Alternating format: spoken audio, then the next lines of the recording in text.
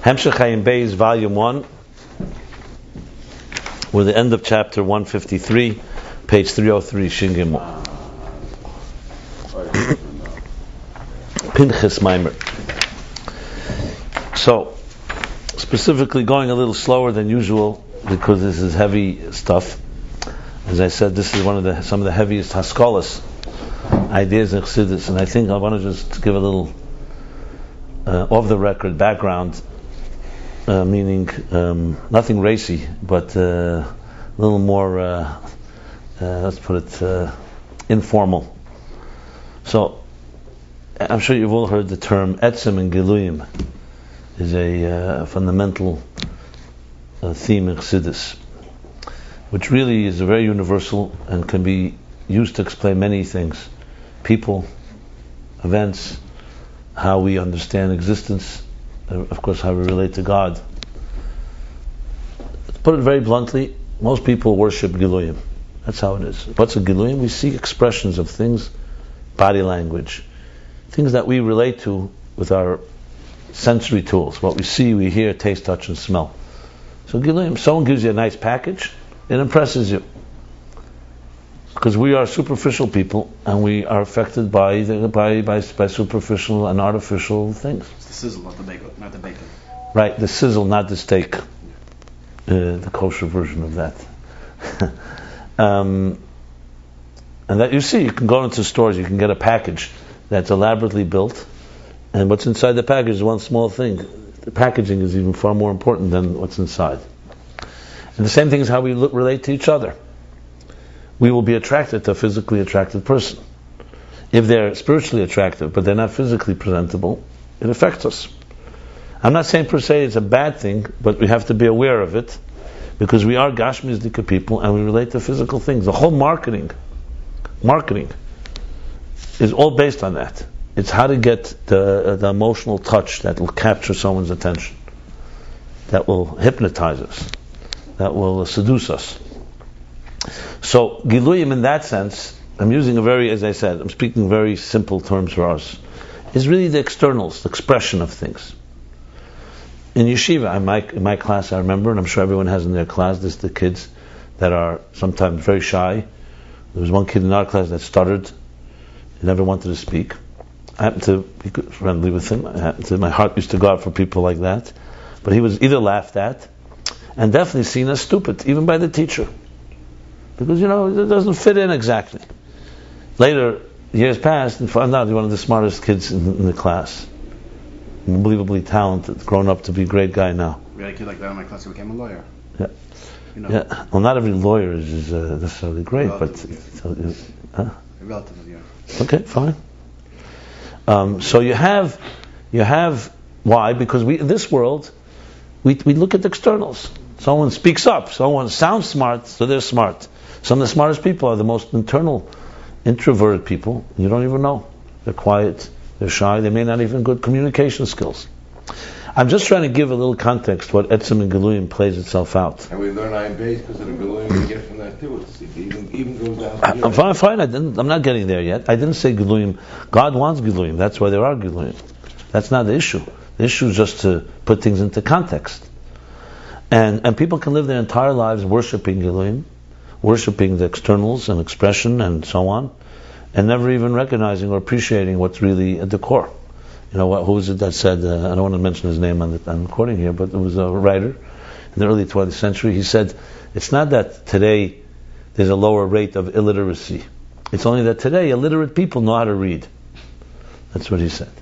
So once upon a time, illiterate people didn't know how to read. Today, illiterate people know how to read. Well, as they say, people know the price of everything and the value of nothing. Now, when you talk about an Ishem as a true person, a person with integrity, generally speaking, you're talking about the people. All our stories we talk about tzaddikim nistarim, how they appreciated the simple. What were they appreciating? They didn't get distracted by Giluyim. They looked at the etzem, at the core.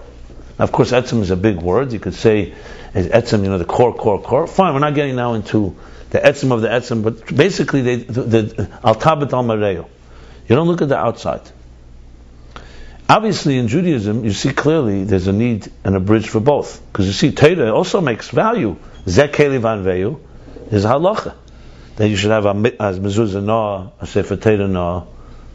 The union of beauty, external beauty. A sefer Torah, a physically beautiful sefer Torah is considered to be a mitzvah. Misna l'fan of b'mitzvahs, it says. You should make mitzvahs beautiful, physically beautiful. It should. Why? Because in this world we appreciate it, and that means it has a certain value. But if it's only that, then it's hollow. What did Rebbe say to the former beauty queen? Recently been publicized, the video. Beauty queen from Israel, Miss Israel, whatever her name was. You saw that? She went by the Rebbe and she told the Rebbe that she was a beauty queen, and now she's asking for a bracha, for a shidduch and everything. The Rebbe gave her a bracha, and then as usual the Rebbe called her back and said to her that even though it says sheker hachein vehevel hayefi, which means of course that sheker is false and hevel, what is hevel, vain or empty, and kim yishiris Hashem hitisalo. But it says, but the pshat in that is, the meaning in that is that once there's Yiras Hashem, Yiras Hashem, then the Hevel and the Yefi is infused with that, and it's also part of the picture. More or less what the Rebbe said.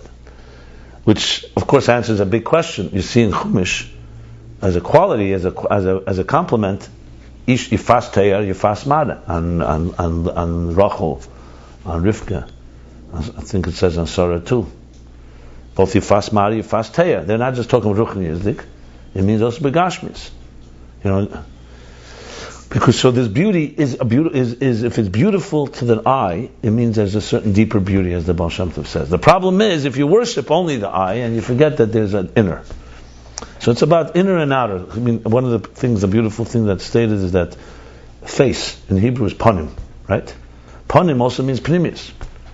When you say the face of something or the surface of something in English, you mean that no pnimius. You mean that exact opposite. It's only the surface level. In Hebrew, the surface and the inner is supposed to be the same. Echad b'peh, echad b'lev is obviously considered to be duplicity. Is not exactly a virtuous thing. So I'm saying it only to give a little context, and I'll take it back now to the source.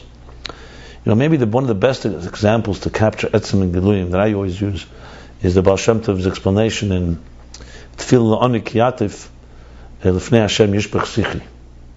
Right? Just check. Yeah, I think so, right. So he asked the question, why Oni? What's the Oni? Why like a pauper? Why not like a Usher? And Lefnei Hashem Yishbech Sichi. So he gives the mashal, the famous example, two people invited to see the king, great king. One was an educated aristocrat, literate, sophisticated person. The other was an illiterate peasant. And Amaret's a simple person. The wise, educated one, when he comes to the palace, he never saw such a palace. He knew wisdom, but he just saw even greater. So he appreciated it. So he started spending time looking at the books, the collection of art, the music. He gets so busy and immersed in his studies, he misses his appointment. Comes the peasant doesn't appreciate any of this, doesn't even know what it all is. He walks right through all the chambers, goes straight to the king, asks for everything he wants. Lifnei Hashem yishbech sich. Not to be distracted by all the stations. And there he asks that the king should also give him wisdom and appreciation for all the beauty. So the Baal Shem Tov says, when you stand before the Eibush, to stand like an oni, like the Alter Rebbe said, nish gan eden, nish elam haba, that's giluyim. He wants the etzem. Ich will dich allein is the expression. Because, not that those stations aren't valuable, but that's why we don't, the Torah talks about chachavim mazalis. But we don't worship them. They're stations, they're fingers of God. All the mysteries of existence are God's expression. They're not the divine essence. And sometimes when you use all your tools, the giluyim are what dominate. So a lot can be said about this. Sometimes it says giluyim are mastir on the etzem, because the seichel and other things cover up, so you're focusing on the so-called expression, not on the core. Now, where is this all rooted? It's rooted in the core. It's rooted in atzmus. When we call atzmus umuhus, why is it called atzmus umuhus? It's not really. There's no term to define the essence of God, because any term is already limiting. Even the word atzmus umuhus is a limiting term. It means atzmus umuhus. It doesn't mean something that's not atzmus umuhus. That's also not the true definition. But like it says sometimes in Eitz Chaim, but we have to use some word. What's the word they use there? Huh? No. You have to use some word. No, there's a word. It says that there's no word that captures it, but shachich milsa. You need to have some word to express it. So we find a word. We talk about Yud Aleph Nissen. The Rebbe once wrote in Ha'ara, the Yud Aleph shows on bli gvul and Yud is gvul. Yud Aleph is 11. The Rebbe said because we don't have a word for it, so the only way to say it is Yud Aleph, not Yud. Basically. So we look for you say le'ozne, something's expression. Shachich le'ozne. Shachich eisen. Yeah, that's shachich eisen. In other words, we need something for us in the world of expression. We need to be able to say something that has no expression. So atzmus mahus, as I've often pointed out here, is beyond anything. There's nothing you can say about it, because whatever you say is limiting. You say it's nothing, it's beyond everything. That's also limiting, because it's beyond everything too, and beyond everything. So he says in Tzemach Vav, he says, Shlilas Achiv, Shlilas Hashlila, V'Shlilas Hashlila. Shlilas Hashlila. In other words, you cannot define it not by yes, you can't say it's not that, and you can't say it's not that. So you have to say it's all of it and none of it, and so on. But then there's Giluyim. Etzem comes in Gilui. Giluyim means expression. Now you could say, how does Atzmus see Giluyim? We may never understand that. Does he need Giluyim? Clearly not. Yet the Rebbe makes a chiddush in the Likutei Sichos Chelik Hey Vayigash. The Rebbe says the following. It says Yofer Shachas B'Tshuva Ma'asim Terim L'Kol Chai L'Elam Haba. Right?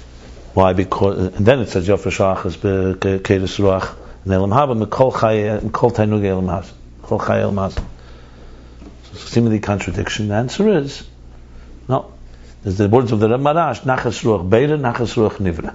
Nachas Ruach Beire, what gives the Eibush the most Nachas Ruach? Is Yofer Shach, Tshuva, Ma'asim Terim. 1 hour here is worth more in the Nachas that God gets because of the Aveda and the work and the effort than the whole Elam Haba, which is all Giluyim. And then the Nachas Ruach Nivra, what's good for the Nivra, for us, 1 hour of Elam Haba is worth more than all the pleasures of this world. So it's not a contradiction. But the Rebbe asks a very fundamental question. So if that's the case, according to the Taich Elam Haba, in Mashiach, Geula, Tchisa Mesim. So what's going on here exactly? So Tchisa Mesim and Elam Haba is only for Nachas Ruach Nivra? No, it's God. From his point of view, Elam Haba is where he wants the action. The Helam, Golos. That's the real Aved. The only reason we have Lasad Lavi is just to throw us a candy for the reward that we gave the Eibush to so much Nachas. Is that... Can you say Mashiach is simply for us? Atzukake, candy. So the Rebbe answers a Meridic answer. He says, no. Since the Eibush created us in a way that we get nachas from something, so if Elokus does not come out begili, even the etzem is also limited. Meaning that in some way to say Atzmus has to remain behelim in Golos and Elam Haza is also limitation. So Giluyim, because they're valuable to us, who made it valuable? Why do we have pleasure? Why do we have pleasure from something? The Eibishter made that we should have pleasure when we see something, and not just if someone says to you, you have reward, but it's concealed. Then I give you the reward, you have nachas from it, right? So that means that He created us that way. In other words, He created us in a way that Giluyim matter, and the Giluyim have value. That tells us that also it has value l'mayla, and that if Etzem does not come out the Gili, there's something lacking. Okay? So, even Etzem is in the game. But to say Atzmus needs Gilui, no. Atzmus is Atzmus. Atzmus doesn't need anything. But his shleimus is in all forms of expression. You cannot limit him and say, you'll only find him in Helam. Because we always usually say, why don't you see God? Because God is beyond vision. It's like we said yesterday, the tools, the net. Eyes cannot see the divine. But let me ask you a question. Can the divine must not be seen? Is he limited? So I have a nigla kvei davaya. No, he's not limited. It doesn't have to be seen to be real, but a certain shleimus comes out that when it also is seen on some dimension of reality, call it material reality, there's a truth that comes out. And emes is going to come out in every possible fashion. I'm saying all of this because I want to go back to what he's talking about here in this Perek. When it says Benigla Kavod Avaya, though, does that mean that it's only Gilead? No, it means Etzem, it will be Begili. Today we have Etzem Behelim primarily and Giluyim a little. What does Etzem Behelim primarily mean? We don't see a godliness. We see the material world. So why do you say primarily? Why is it? And I say primarily because you can't say it's never seen. Sometimes it expresses itself, whether it's in Mesiras Nefesh, the fact that Jews are still around. I mean, you can find so-called signs of a deeper truth. That's why I said primarily. If you want to say completely, it's completely. I mean, I don't like to say ever completely hell. It sounds very depressing. So we say there's some glimmer, and you have to say that if a person looks, they'll find some elikus, and then we had a Rebbe, so you have certain embodiments of but if you look and you find it, then it's still a form of Gilui. Meaning, if you look and you see, if you look and history will... Yeah, that's true, but remember, the thing is, from our point of view, that's correct, but from Atzma's point of view, is he limited not to be Begili?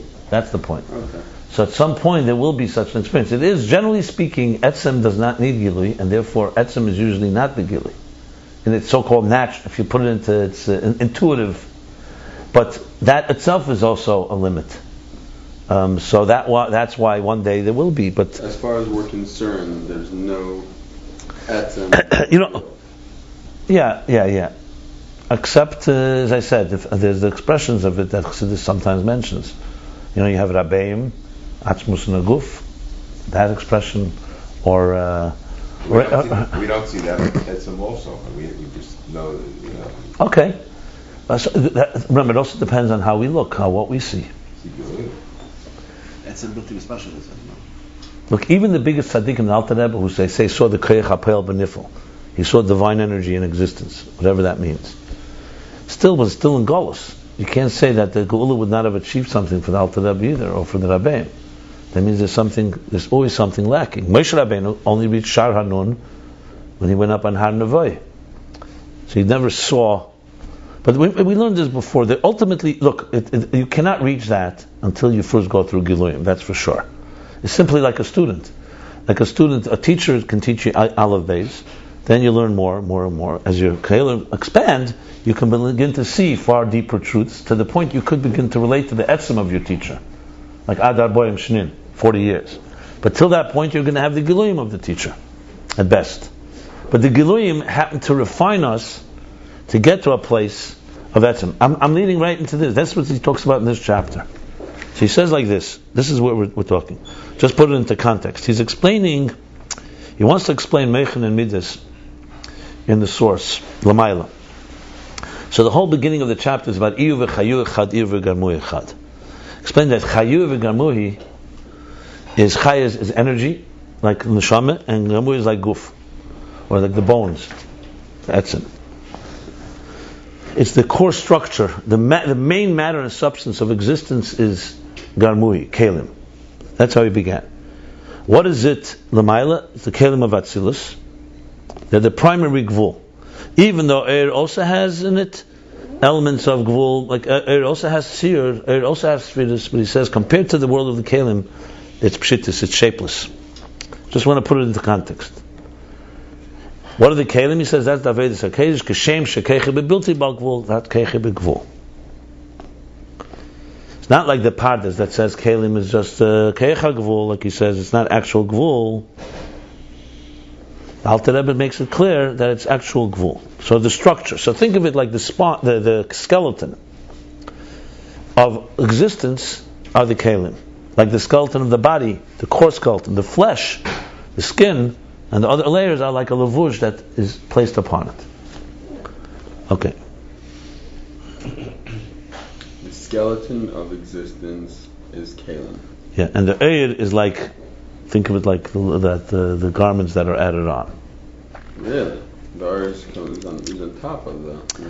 It's but the eir doesn't have shape and form. We're talking skeleton here, not as he mentioned that as structure, right? A structure, not as what is primary. We're not talking about that. We're talking about structure of existence. Without a skeleton, you have only eris, you would not have a structured existence. That's the point. If you only had faculties of the neshama, you wouldn't have a body. They'd have nowhere to rest. Vision would not be possible without the physical eye. Basically, that's the point here. Okay, now, then he goes, and this is where it goes far deeper.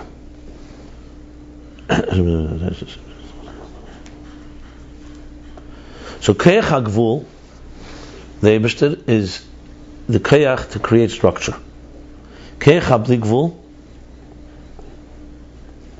I'm sorry, let's not go there. So then he goes, the Tachlis HaKavanim is Gals Keach HaGvul b'dei sheyeh mitzias hayesh. In other words, as soon as a desire arose in Ein Sof, that he wants a structured existence, that would become the Keach HaGvul.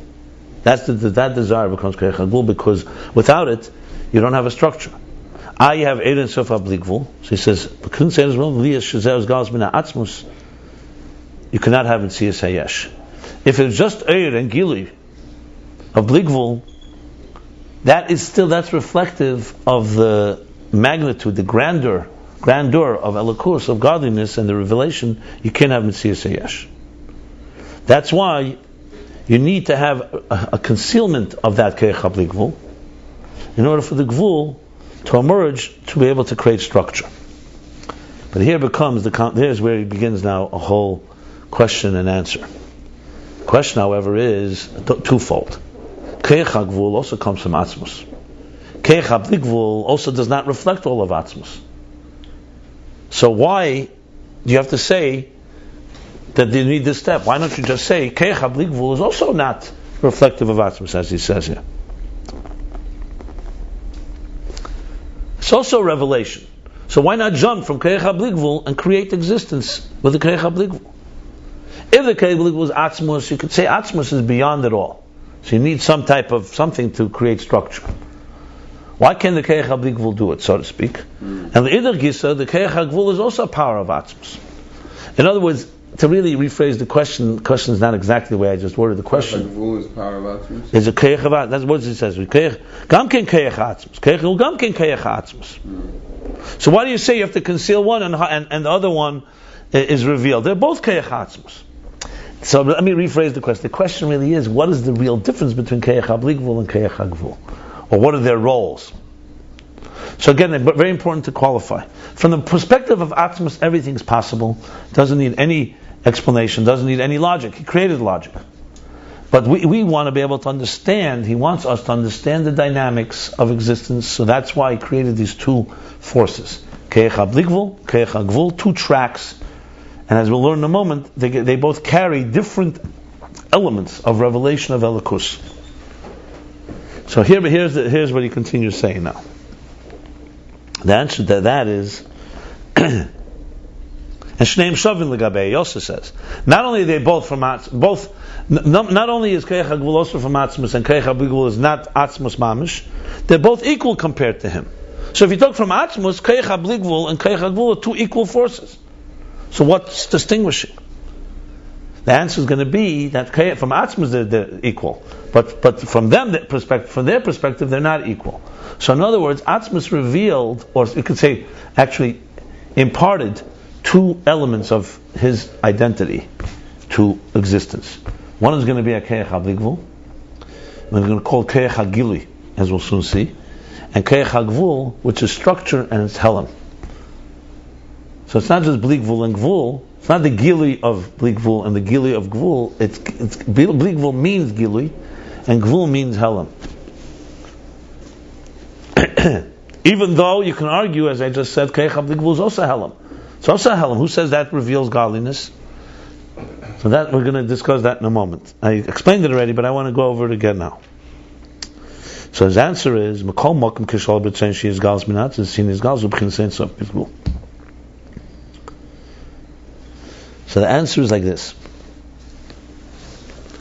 That it's true that everything comes because God wants it. But there's two ways that something comes out of Elokus. One is, it's his galus. He wants a revelation to give you a little taste of himself. He wants us to, let's put it this way, he wants a gilui he wants Elokus to be begilui. If God only made the Keach HaGvul, you'd have a structured existence, but it could be one that's blind and mute and deaf and stupid. You could have a skeleton. You could have a table here. The table should never have the ability to know God, to know that it has a source, to understand it. So the first thing the Eibishter wanted was Gili Elokus. That's a Ratzon too. As I said, it's not Atzmus is not Gili. And Gili compared to Atzmus is equal to Helam compared to Atzmus. Just like Gvul and Bli Gvul are compared. But he wants Gili. Why he wants it, we'll never know. But he wants to, it's part of why he wants the B'tachtenim. So he doesn't just want a world, a lowly world to be transformed. He wants that lowly world to be aware and have godliness revealed. So basically there's a desire for Gili. That is the Keich HaBli Gvul. That's what he says. So you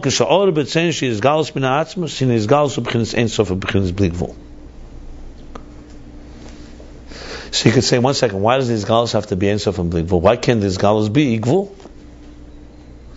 And this goes back, he doesn't say it beferish, but the explanation, one explanation that I'm offering here, and by all means if someone has another explanation I would love to hear it, is because when we say Elokuz Begili, you wanted to understand it as a shlemus.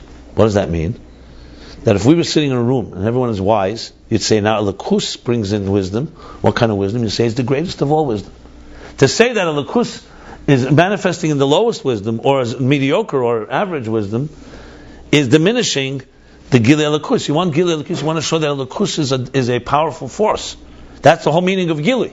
If you're talking about Etzem doesn't need to manifest in greatness. Why, for example, the Beis HaMikdash have to be higher than any other place in the area? Who cares? Atzmus wants to rest there, it could be a valley, it could be under the ground. Because in this world, a shleimus is something that's higher. If God is being revealed already, He's going to be revealed in the highest way, not in the lowest way. That's why when we say, this is a fundamental point. Why do we say, Vayered Hashem al Har Sinai? 1 second, where was He before? Which sky was He in? Atzmus Elokuz is in sky, not on earth. Since when? He's to come down on Har Sinai to reveal Himself, to give Torah. So there's the pasuk in Bazdaim, Erdana, to hear Haktsasa, to hear the cry. So there's a big Maimorim of Alter Rebbe, the biggest Chidur, pasuk Eliyahu actually, of the Alter Rebbe is on that pasuk. What means Erdana? Why does he have to come down? Because he doesn't hear the cries from above. So the simple explanation is there, is the whole Yisod of Eser Sfiris. That God beyond Eser Sfiris doesn't relate to us in a way that we can relate to Him. We want God to hear us like we hear each other. Not just how He hears us from some type of Atzmus Dika place, which is completely detached, removed, or not understandable by us. But it's deeper than that. Why then does He have to come down? Because the fact is, heaven compared to earth in our eyes, higher, is a symbol of something that's more superior. So it's not that God resides in heaven more than earth. It's once He's coming in Giluyim, He's going to come down, not going to go up.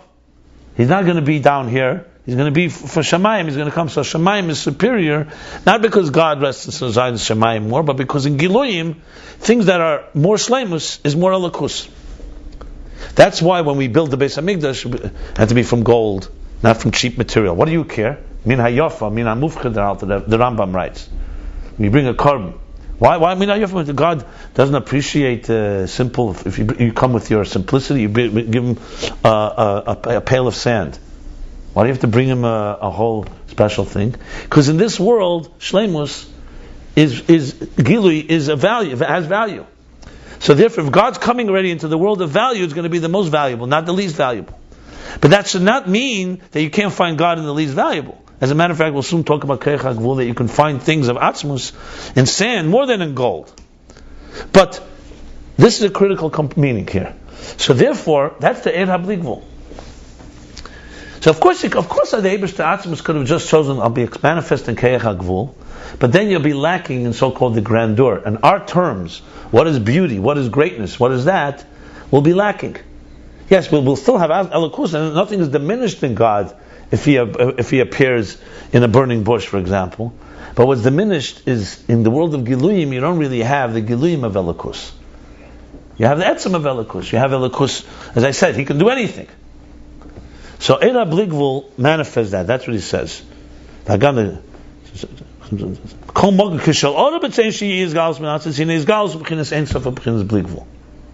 If he didn't have a ratzon for his galus, yeah, if there's no need for revealed, so fine, we could say, be a lowly person, Do what God wants you to do, and then whatever.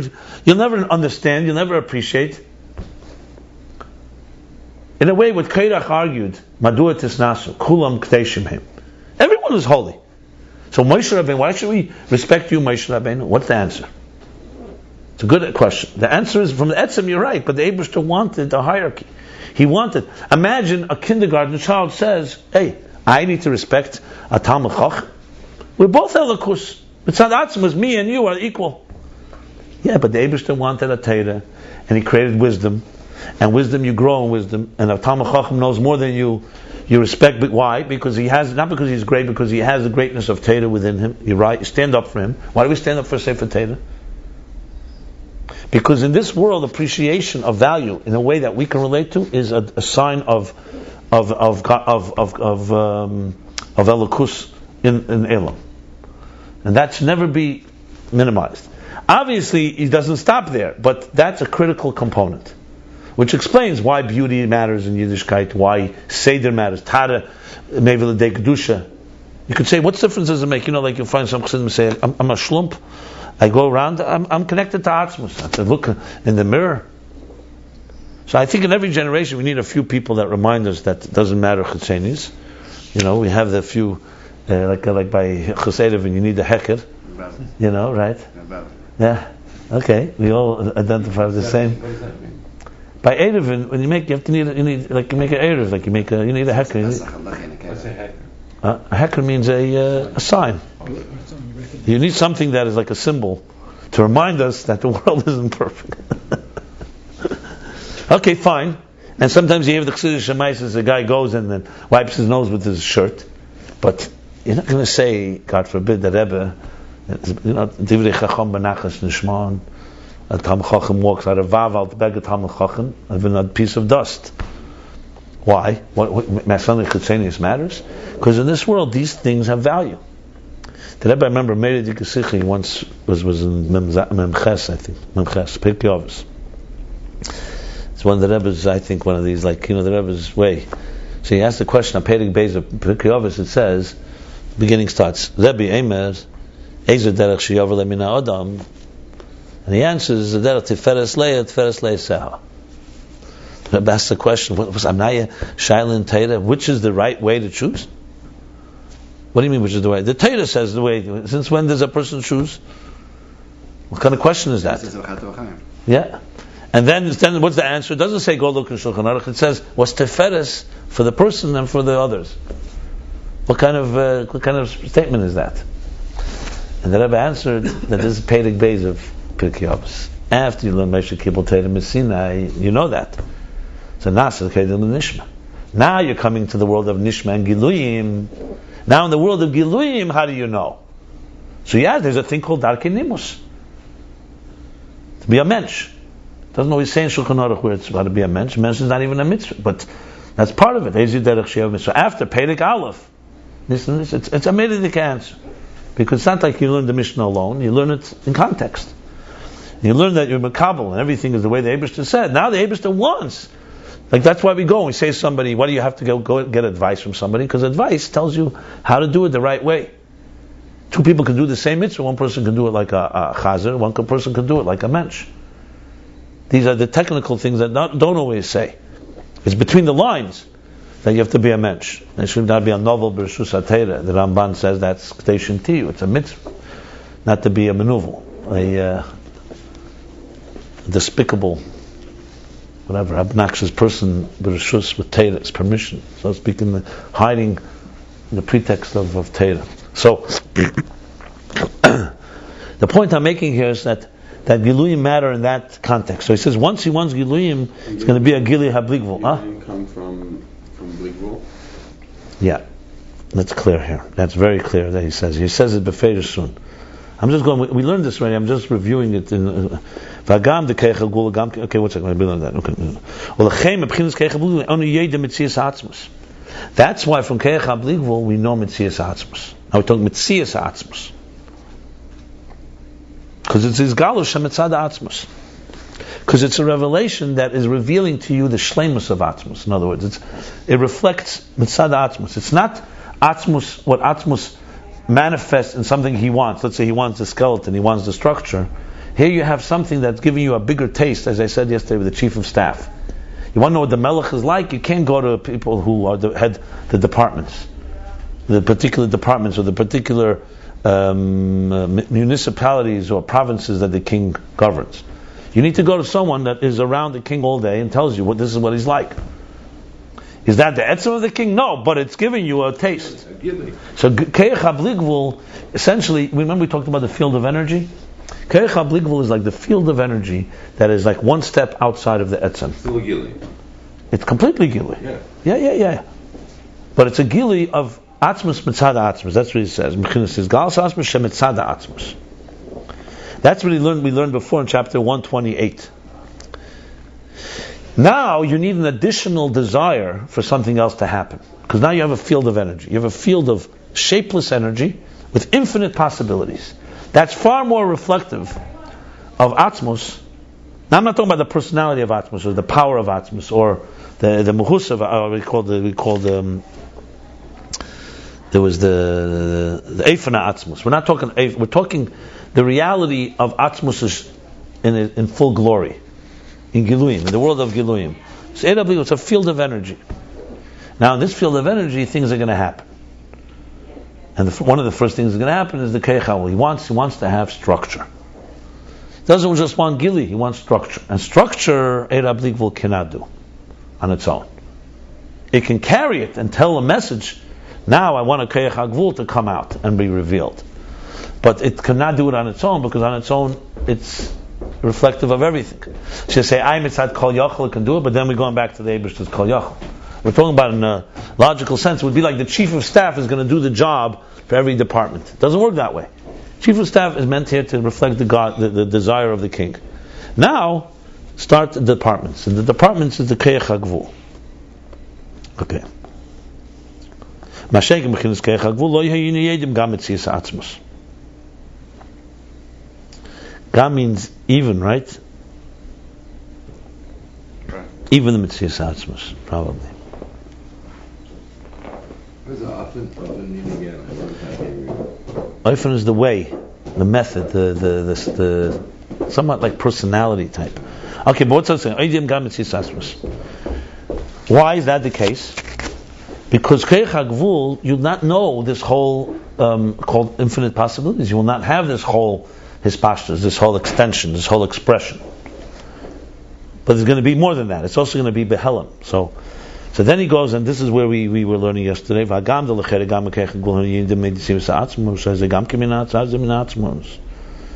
though l'chere, why not? We understand now why Eir HaBligvul reveals Metzias Atzmus. Fine, but why can't you say the Keich HaGvul also? It also comes from Atzmus, so it also reveals to us Metzias Atzmus. We're not talking about everything he has. Why don't you just say, here's a Keich HaGvul, it reveals to us that it comes from somewhere, like we said. It didn't come from nowhere. So if you just had a table, no Giluyim, why would that table testify to a source? Metzias Atzmus. So the answer he's going to give is because it's completely concealed. In Keich HaGvul, there's nothing revealed about it. The whole revelation that a table should know its source, that itself is part of Keich HaBligvul. That's why I was elaborating that Giluyim come from Keich HaBligvul, from the field of energy. Keich HaGvul is exclusively structure, not revelation. Why that's the case, we didn't get there yet. Because you could ask the question, why not? Why couldn't he have created, let's say, Keich HaGvul, not with all the grandeur and all the possibilities, but at least, let's say like this, you put not a chief of staff, a department head, but the department head can communicate and say, I come from the king sent me to bring you a letter. And you'll say, is that the whole king sending letters? No, I don't know the rest. Eir HaBligvul will tell you the rest, or as much as it can tell you in Giluyim. Eir HaGvul, I can tell you that there's a king and he sent me the letter. His answer is going to be no, but he doesn't tell you anything. It's just the act, and it does not testify to anything because there's no revelation. Why that's the case, we still need to understand. I'm asking a question here that is implicit, but bottom line is, first let's see what he says, and then we'll see if we can figure out the answer. I think he answers where we didn't learn yet, at the end. Yeah, but right. No, but that's already what it reveals. But the bottom line is like this: the Keich HaGvul is now asking the question, why does Keich HaGvul not testify to a source? It doesn't testify to all the aspects of the source, but to what it does. It testifies that there is a source that sent this here, that put this here. This is where so let's read that. We read it. You didn't get to the answer yet. No, the answer is by about on top of page. Yeah. It says lo often la'atzmos. Not yet. No, oifen, nothing yet. That's much later. That's later. No. Mitzias, where's the oifen? There's no. That's. I'm not there. I'm reading page Shin Beis. Oh, you The Eidzos.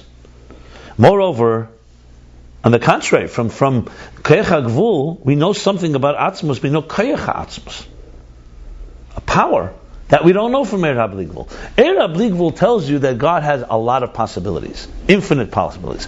The grandeur I was talking about, the majesty, the magnificence, the Giluim, the beauty.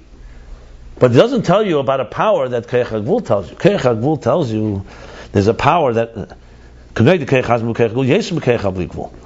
because, like he says, with the effort of throwing. I'm not going to read the whole thing again. I'm just reading it in context to explain. Like Zrika. So we know that comes from Etzem Hayad, not just from the fingers. It's not just the skill of drawing something. It's coming from an inner power. Because only Atzmus can create a yesh like this.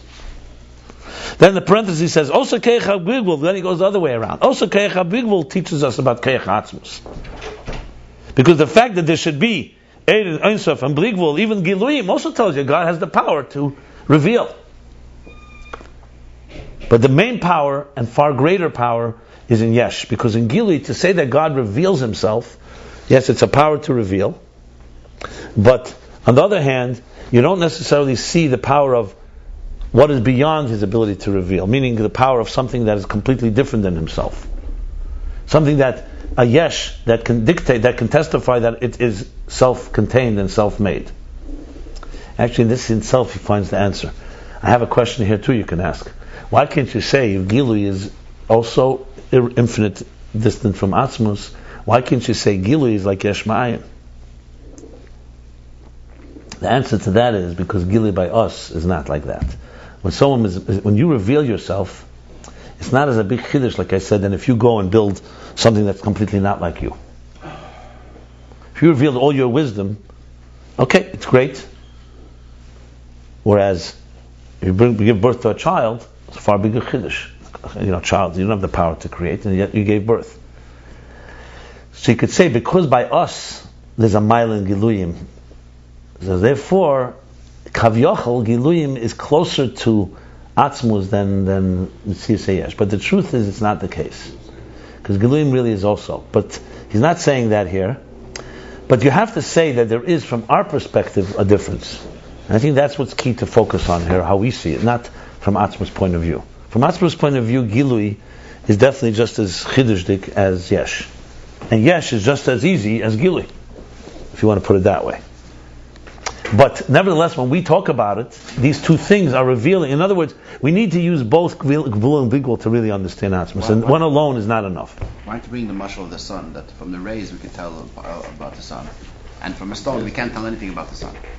First of all, because the stone doesn't come from the sun. That's number one. Problem number one.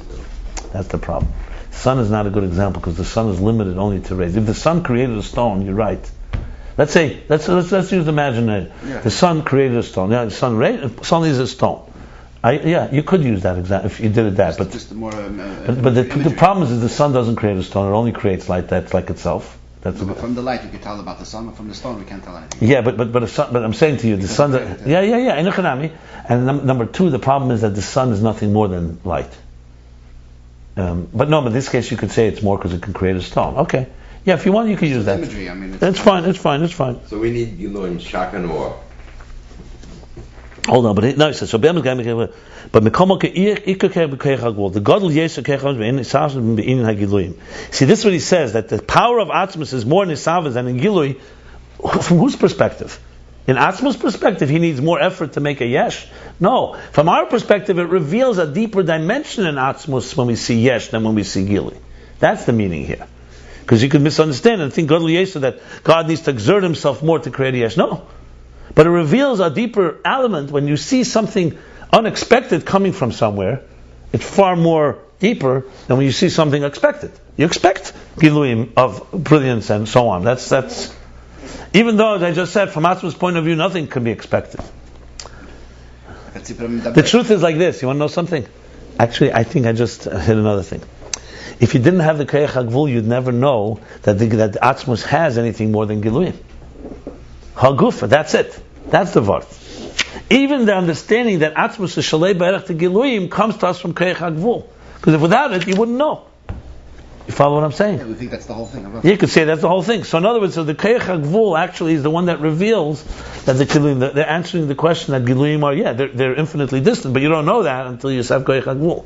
Now we're going to go back the other way around, that you don't know anything until you have Koyach HaBligvul. Because knowledge and awareness comes from Koyach HaBligvul, the Giluyim. It's powerful. Yeah.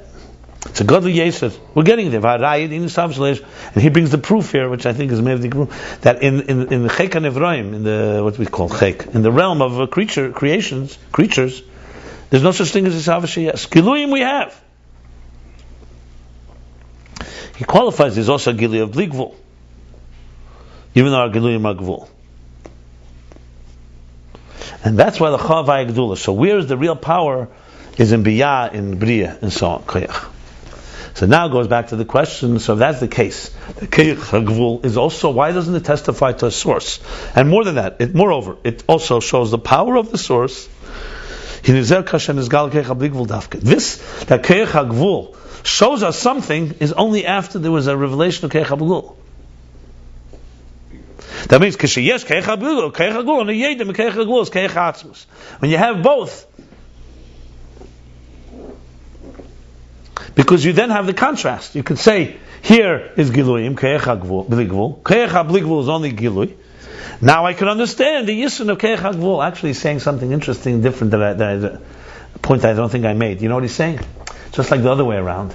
You can't know that Giluyim are infinitely distant from Atzmas until you see Koyach HaGvul.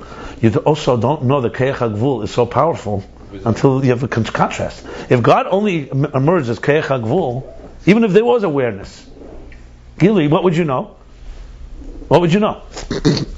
Who says you'd know the deeper power of Koyach HaGvul? All you'd know is that there's a source called Atzmus, and he created a table, a chair, a structure.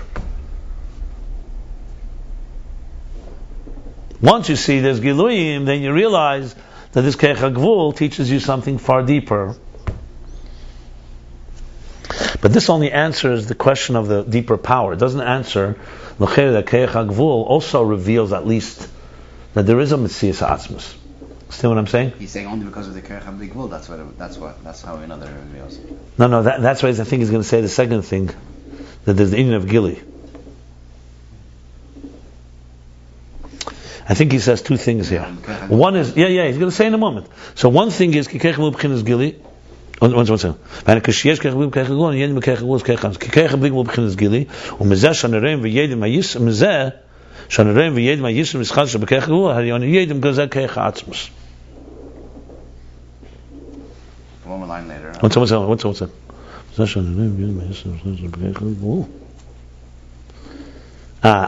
Okay. One second. Not only Koyach, but also the Metzias, so clearly, Giluyim Be'elam is from the Gil Asper Shesh in Giluyim Be'elam on a Yedin Koyach HaBligvul. But back to the question. Let's go back to the drawing board. I think both elements are here. So if we saw a tree, if we saw a stone, if we saw a table, we know that there has to be. You wouldn't know. The word "know" wouldn't exist. Knowledge is itself a gili. That's what he's saying. Knowing, awareness wouldn't have. It'd be like without Atzilus.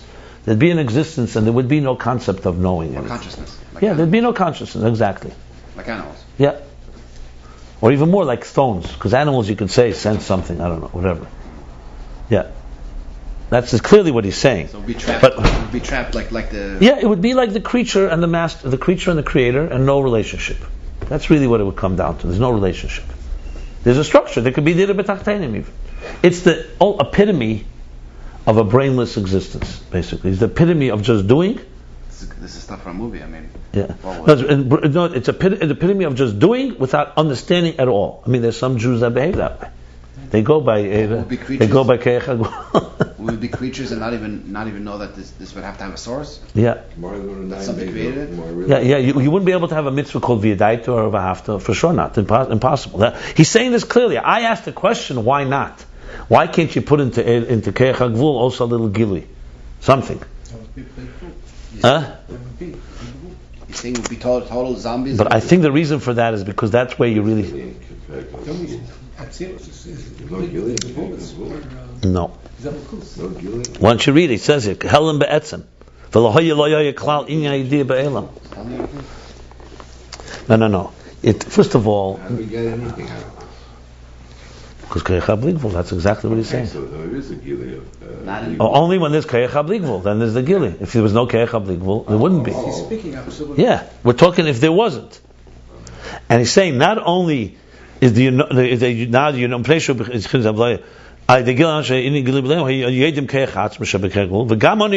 we also know to measure and to equate, to contrast. 1 second. Remember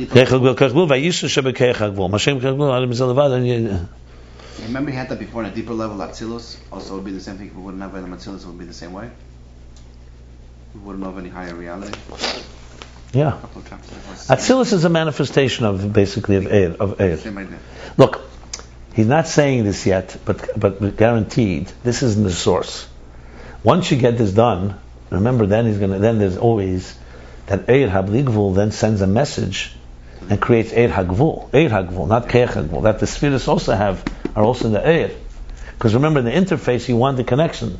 But the point is, it starts, remember, this is one of the points he made in the beginning of Shavuos Ayin Gimel. He said, Eir HaMamala also creates bittul. So he said, but that bittul also comes from Eir HaBli. So in other words, Eir HaBli is what infuses, ultimately it's going to infuse even an Eir HaGvul to enter into the Kelim of Atzilus. He hasn't said it yet, but you understand my point? And how does the Eir know to go into the Kelim? Right, exactly. Yeah. Because it feels that that's the tachlis, right? Remember what it feels that's the tachlis. That's the answer to what my question. It's Elokus. How does Elokus Now that's the answer to the question that I said before. That's the answer to the question that I made. The answer is, if Keich HaGvul had some gili in it, it would defeat the purpose. You want it, first of all, you want total structure here. You don't want focus on anything but structure. You don't want it to become subsumed by a gili element. Number two, you don't want a gili that's limited. If you had a gili in a tree, it would never be able to get any more.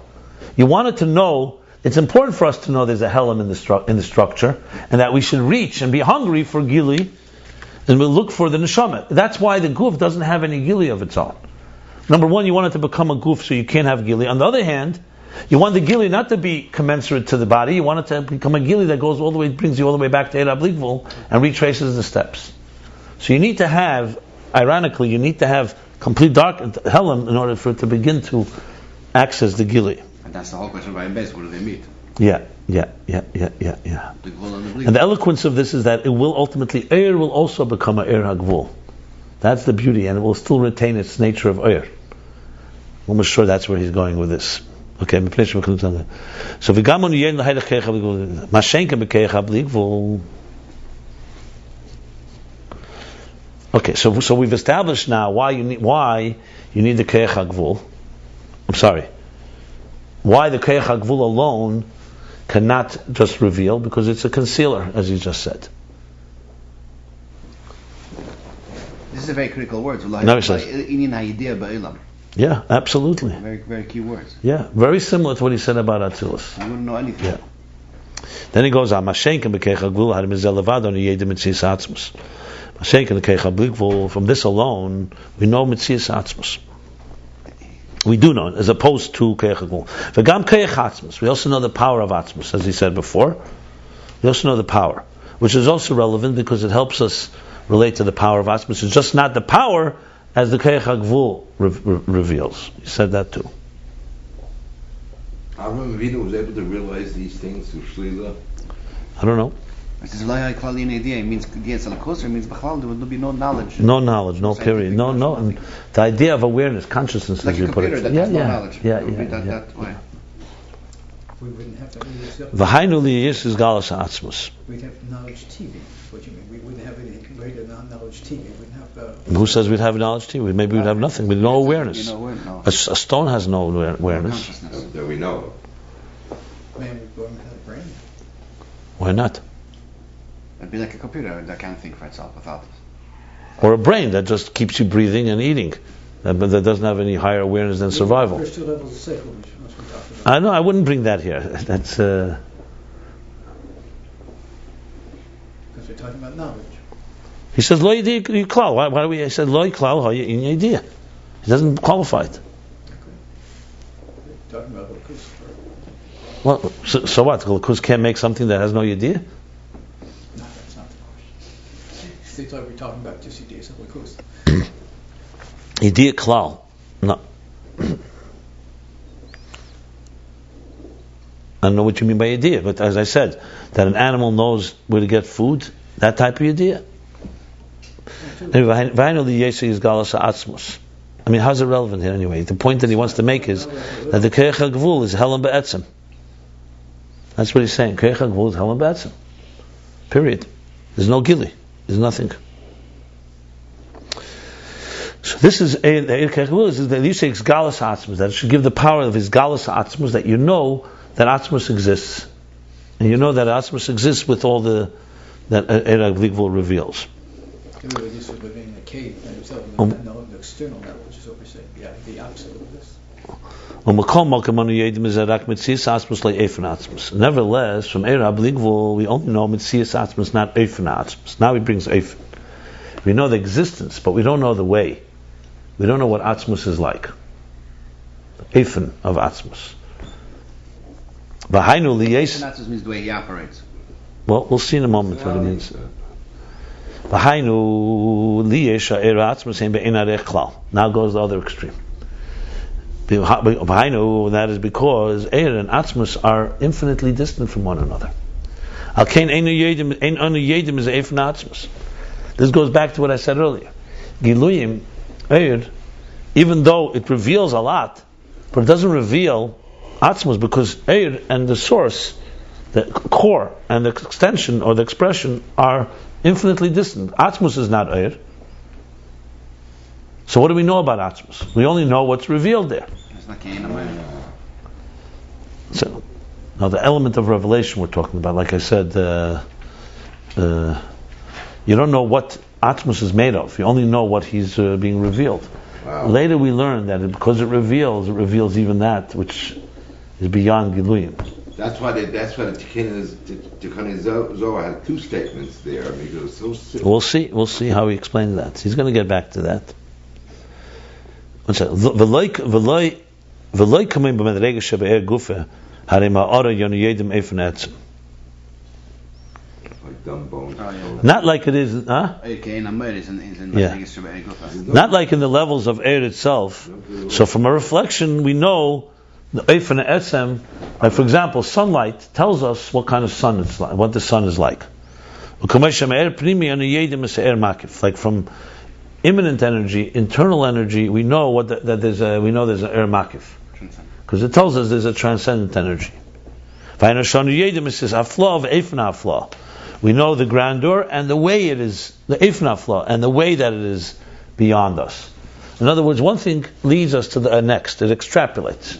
So when you see, let's say, an energy entering into something, you can imagine, you can get a sense of what's the energy like outside of here. That Eir reveals, one level of Eir reveals on the next level of Eir. But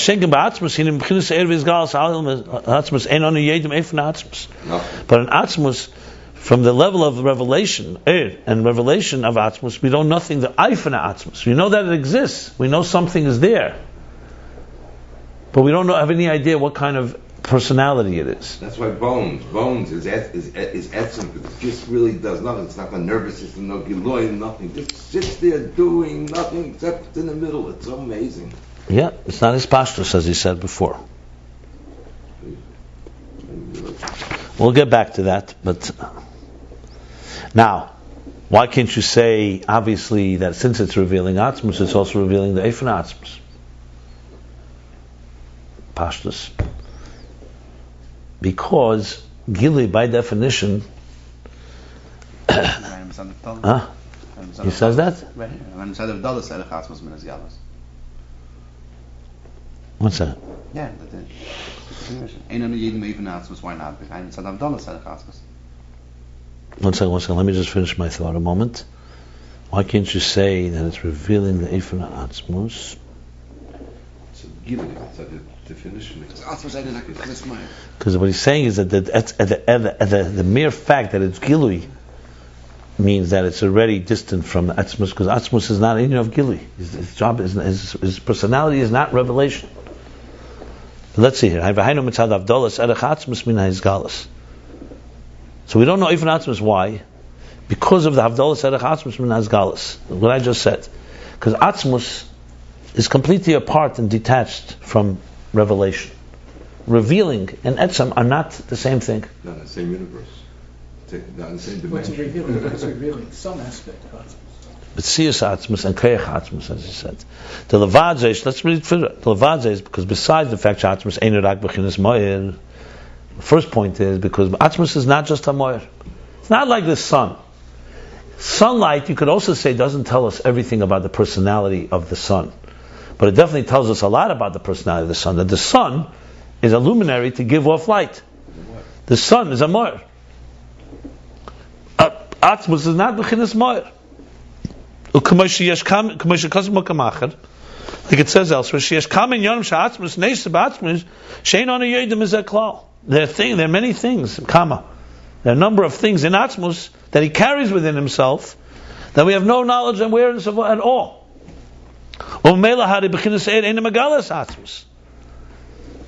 the level of Eir is not Megalas Atzmus. Even more so. Why does he say that in a parenthesis, interestingly?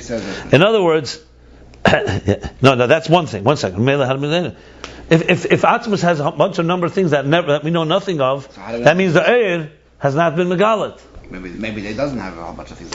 From Koyach HaGvul you know that. That's the whole point. That's what Koyach HaGvul teaches us. What is that? He says he's coming down to Atzmus Neis about something he carries within himself. We know it from Koyach HaGvul. I've just told you before. We don't know from Bli Gvul you don't know it. From Eira Bli Gvul alone you'll never know it. That's what it means, sir? Yeah, he's talking about the Eira Bli Gvul. The Eira Bli Gvul he's talking. Go back to the top. I know he's talking about but this line means... It's all about Eira Bli Gvul. Of course he's talking about why is Eira Bli Gvul he's talking here, for sure. The whole thing started. Koyach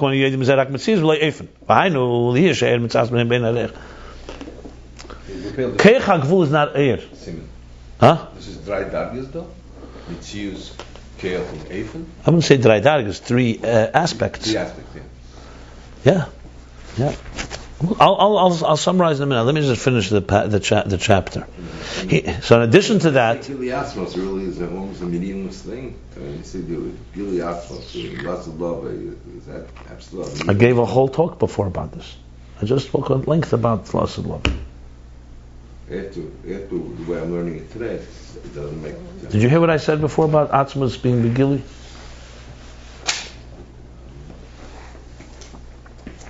Now he says, so Levadzes, that was Levadzes, Atzmos is not Moed. Hinegam Bezeh will be able to say even that which he is a Moed and does give off Gilui and Eir, which clearly he also is.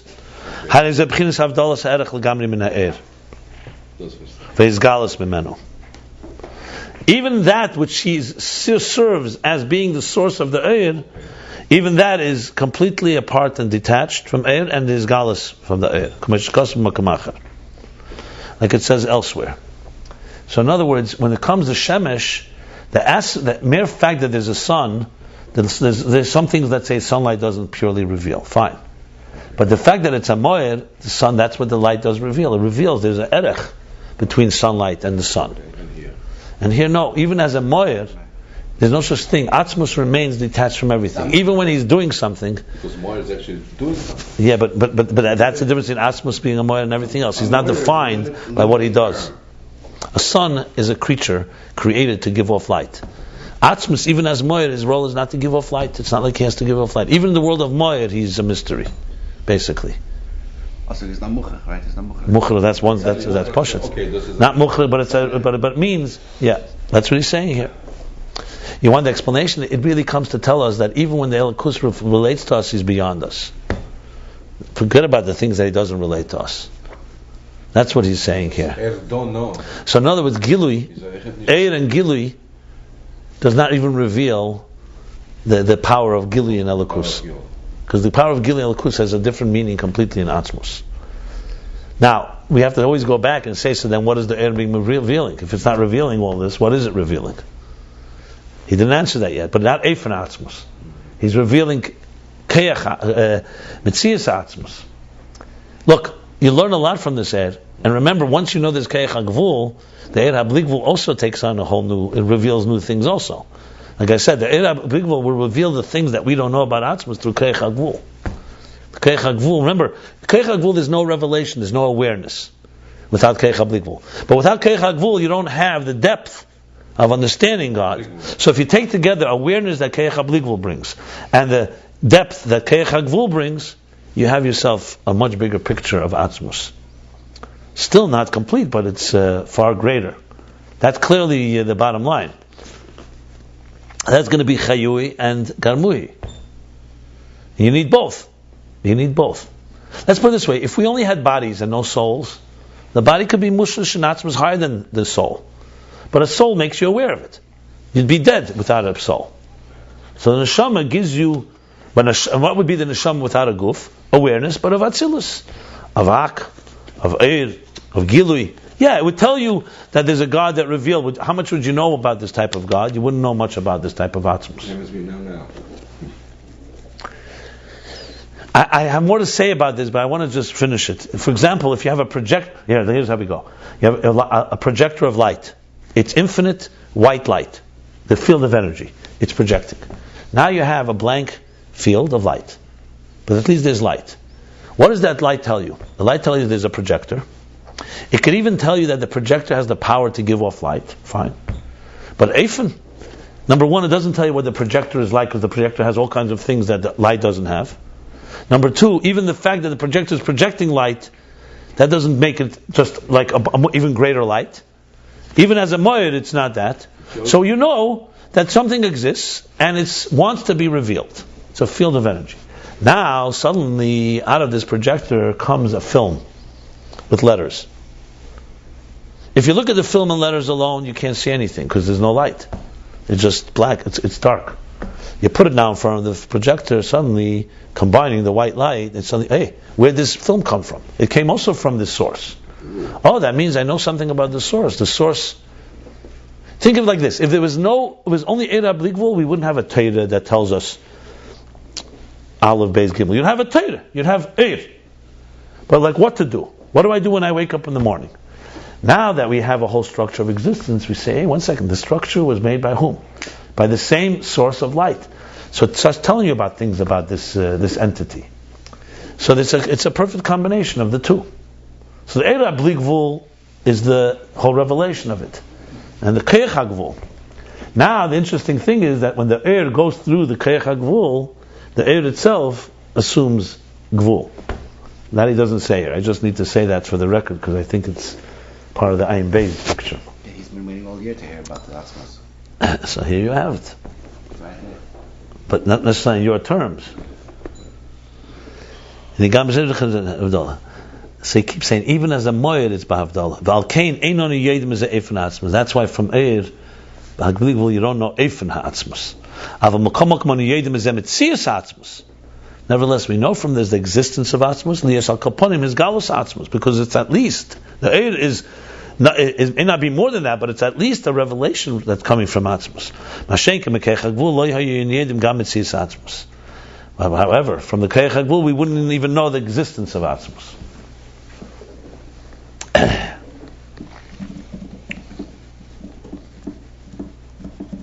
So what is the combination gives us? I gave you a little preview of what's coming, but there's another chapter coming. He's going to discuss this further. Not over. Topic isn't over. The combination is ultimately giving us different elements. Which is what? Which is called Eifan ha'atzmos? What? Tell me what. Right now, all he wants to say is that the Eir does not give us Eifan Atzmus, only Metzias Atzmus. Also, only the Bligvul. Well, yeah. Nothing. Right. Later he's going to say that we know the Eifan Atzmus, we can know from it once you have the Eir HaBligvul. But right now he wants to just establish. Remember, the point of this whole thing was to establish. The point was that you need to have for the Metzias, for the core existence, you need Koyach HaGvul, because that is the structure, the skeleton. Koyach HaBligvul would not allow the structure to create a structure. So then he said, right? So if Koyach HaGvul is also Koyach Atzmus, so why can't you have the Koyach HaGvul? And that tells you, that also reveals Metzias Atzmus. That's what he said. So he said, no, it's a complete Helam, and so on. Only the Eir HaBligvul reveals. Koyach HaGvul doesn't reveal. So it's really just the structure itself. That's what he was. That's what he was leading. That's where he began. Going back to the mashal of the projector, so the Koyach HaGvul would be like the film without any light, without anything. Exactly. It would be totally dark. Yeah, like Oisius, like letters that are in the dark. Wouldn't even know that he's in the room, that the projector's in the room or anything, right? Right. Yeah. The fact that we know there's no Gili from Gvul, that tells us something about Atmos that we wouldn't get from Gvul. He didn't say that yet, but he said it before a bit in the bottom of page Shin Beis. But I'm sure he's going to go back to that. It's a critical component. Remember, here the focus is not so much to bring out the mile of Koyach HaGvul, it's actually to bring out that it's structure. He wants it to be solely structure without revelation. That's what he wants to be, like the skeleton, like Garmuhi. He's explaining Garmuhi of Ageres HaKedesh, how Garmuhi, the bones, is like the Kalim, and that's pure Gvul. Its Inyan is Gvul, not anything else. I like the Pardes. Yeah, not like the Pardes as well. So let's do the Kitzur summary. The example above of what? We said Meichen and Midas, right? That which goes from intelligence goes into Midas is only a reflection, not an extension.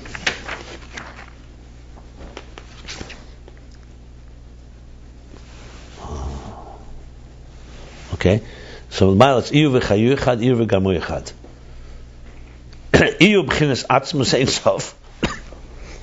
Iyu is atzmus ein sof. V'ime yesi pashut, even though atzmus ein sof is pashut, which means shapeless and beyond everything.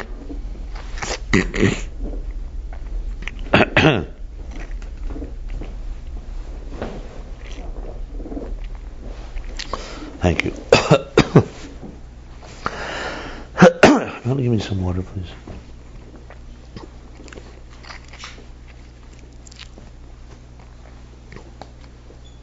Where did he say there was pashut?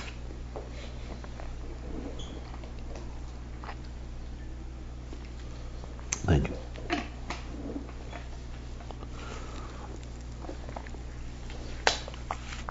Pashut that can choose not to be pashut.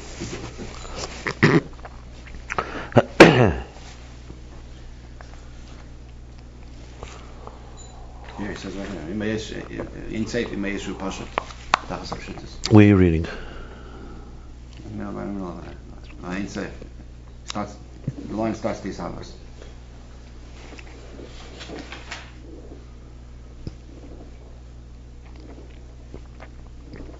Yeah. Okay, so he's Misra, he appears.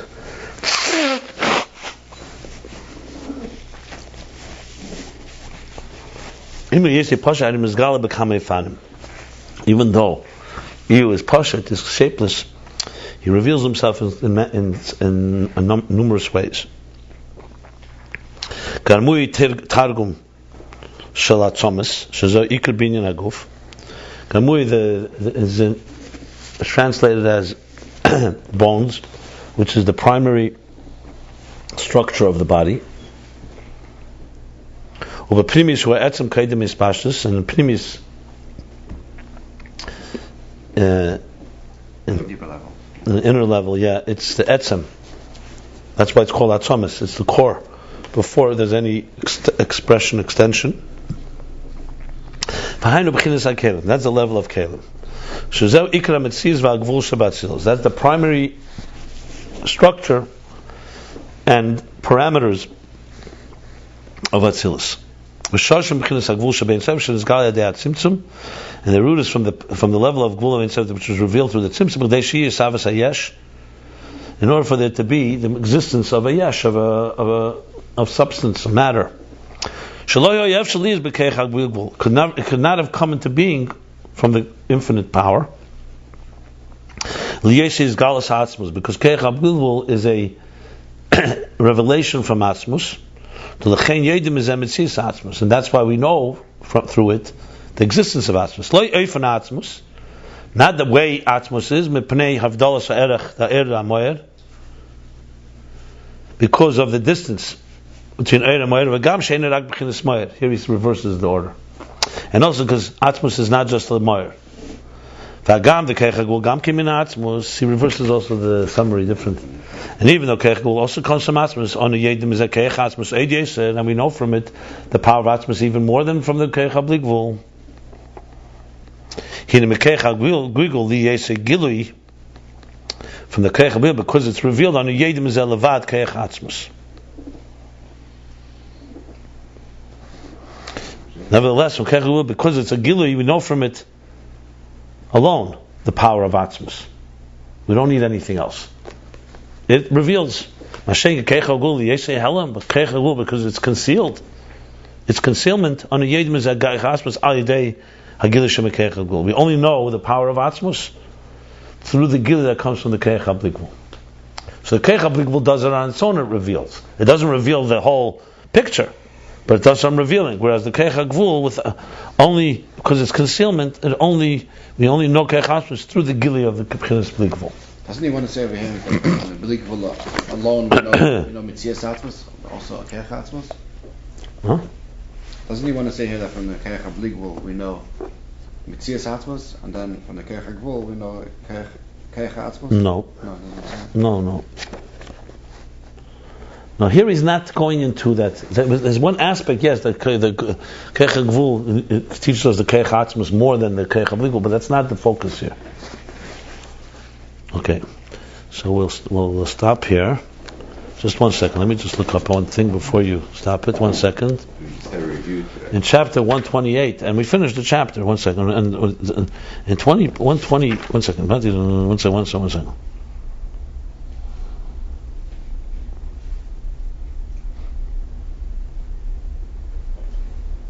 Okay, let's stop here. The end of chapter 153. We did page 302 and 303.